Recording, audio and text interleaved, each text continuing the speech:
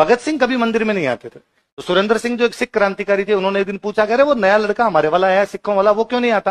कि सर वो धर्म को नहीं मानता है। तो सुरेंद्र सिंह जी ने कहा दिमाग खराब हो गया, अखबार में 4 नाम आ गया, 21-22 साल की उम्र में नई प्रसिद्धि मिल जाती है तो आदमी भगवान को मानना बंद कर देता है। तो किसी ने जाके भगत सिंह को कहा कि तेरे लिए सुरेंद्र सिंह जी ये बात कर रहे थे। तो भगत सिंह पूरी बुक लिखता है कि मैं नास्तिक क्यों, उसमें रीजन बताता है कि मैं, तो उसमें भगत सिंह लिखते हैं कि क्या मैं इसलिए भगवान को नहीं मानता कि मैं प्रसिद्ध हो चुका हूं?